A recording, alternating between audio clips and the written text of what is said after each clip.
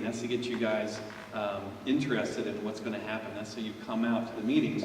But what really, in the end, this is about is the transformation of Route 1, the more specific stuff like the buildings up to the street, the place of character, slower speeds, more pedestrian-friendly, biker-friendly, all of that kind of coming together with the zoning ordinance.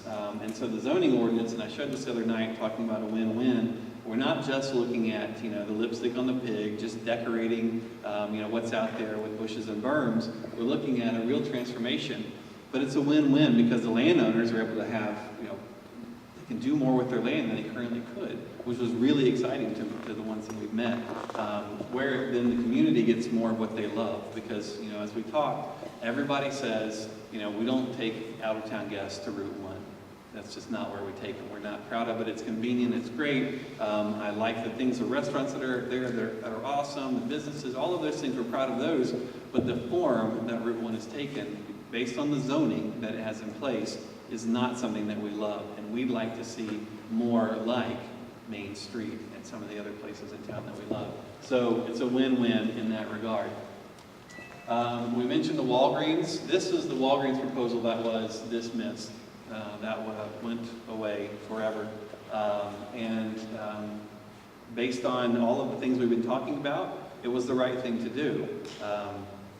If you guys want a place of character, of walkability, of bikeability, etc. So because here... Has Green Laws employed you? What? Has Green Laws employed you? I guess not, because I don't even know who that is. Only the town has employed me. Yeah, the one on the corner. No one's employed me but the town and all of you. But what happened as part of the process was that when we were looking at this, we said, let's show a specific example of what to do, what a form-based, a character-based approach would look like using a sample piece of property. It turns out that the person who has this property volunteered to be the guinea pig after some arm twisting. It's my understanding that it's also not the person who proposed the Walgreens. It's the second owner after that. I could be wrong now. But we said, okay, we found these drawings from Walgreens, and I said, oh, look, they had a Walgreens here on the site, and everybody hated it. What better way to illustrate the idea than to do something that people actually might like and accept? And so we looked at the Walgreens. Here's Route 1, here's Willow, here's Bridge Street, and here's the Walgreens, set back from the road, parking in front, conventional Walgreens. All the things are the same as every other place you'd see in America. And we came up with this. So here's Route 1. Here's the bike lanes, sidewalks, pulling the building up to the street, and looking at doing things with more in keeping with the residential character, facing Bridge Street so that it interfaces better with the neighbors. Since then, we actually learned that the tire depot that's located about this location on the site is about 9,000 square feet. 6,000 works really, really well for them. So we took this building in the latest version that we didn't quite get into the presentation, extended it, so it literally is now 6,000 square feet. So without even having to leave this proximity, they actually can move here, and then this site now becomes available. Parking happens in the rear. All these uses share the parking. The drive-through happens on the back, so you don't see that. These could be residences. These could be office condos that are in-house, buildings that look like houses.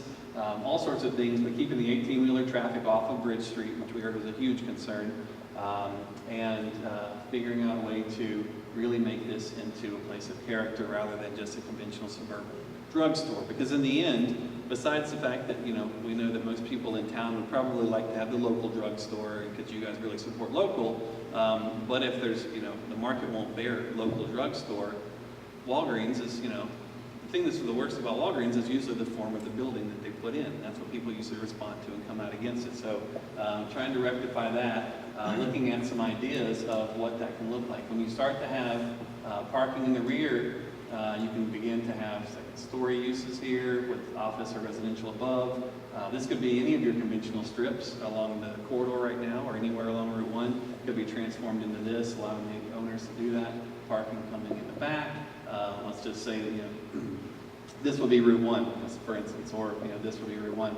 This is a diagrammatic example. It's not tied to any particular street. So we want to just illustrate some ways to do things differently. Here, this actually is a drugstore. It has the drive-thru on the back, so you can imagine this was that Walgreens we talked about pulled up to the corner, and then some other uses along the front. Parking always hidden from view. This is a bank, showing the bank drive-thru, so you come in, do your banking, come out, parking in the rear. There's a gas station. This is what we call gas backwards. So you come in and you do all of your things here. This is the great convenience store that has useful things in it. But most of the time the problem is that the convenience store has the gas pumps out front and tons of paving and parking. It doesn't look very nice. And these could be this old service center for the gas station. They check your oil and do your alignment and whatever. But some again, here's the main thoroughfares. Buildings pulled up to the street, walkable sidewalks, on-street parking, slow-speed traffic, and parking in the rear. And we even took it to the extreme. Can you guess what this is? This is a car dealership. A walkable car dealership. How ironic, right? So you walk down the street, and there's a little plaza out here. It's called a forecourt. You say, oh, look at that. There's some models out here, the cars you want to check out. And then you go inside, talk to the manager, cut you a good deal, and then you go get your car in the back and you head on, and here's their service center as well. So even the most auto-oriented things can actually be in places with walkable character, believe it or not. So here's what we're thinking about. We came up with this logo for you guys. This is the new town motto for you to consider. Well, Range? You're missing an N. Oh!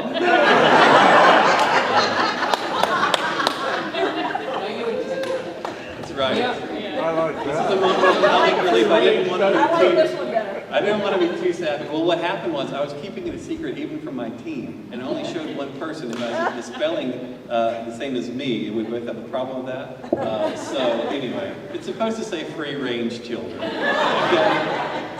Before. You should see the look on their faces.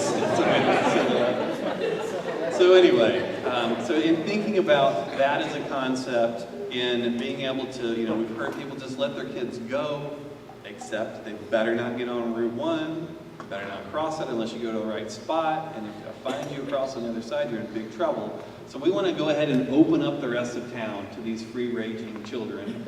And so to do that, we're thinking about Route 1 having a new name. We call it First Avenue. You still have the 1 in there, It's still on the map that says Scenic Route 1. Now you actually make it scenic, right? So people, when they come through, they'll say, wow, what's going on? Let's stop here. I'm going to check it out. And so here's your intersection of First Avenue and Main Street. And all of a sudden you see the new town common, town hall, the civic space, all of this stuff going on. And you say, wow, I bet there's something going on up there. And you take a turn into the historic village. And all of a sudden now, because of Route 1, you're actually supporting symbiotically your businesses, your boutique places that are in the historic areas that we've heard have a hard time sometimes, even though you guys really try hard to support local. And so we're taking some of that energy from Route 1 and sharing it. And you have 100,000 people coming for Clam Fest over a few days of time. You're now giving them some reason to come back before the next year. They now say, wow, we came for Clam Fest, look what we found. Well, we don't have it in our schedule to stay here that long, but we're coming back in a few months. We're going to make a weekend of it. We're going to make a week of it. We're going to come for the night. And all of a sudden, the place is transformed because you fixed this freeway that's speeding through your town. So, Facebook page, it's going to stay up. You guys still need to go and post comments, share ideas. These drawings will be put up there so you can go find that. And that's always a good thing to do. So now it's time for tears, jeers, cheers, fears, oh dears, and hears. We just came up with that. This is the first time we've ever done it. All right, so can we lights up, please?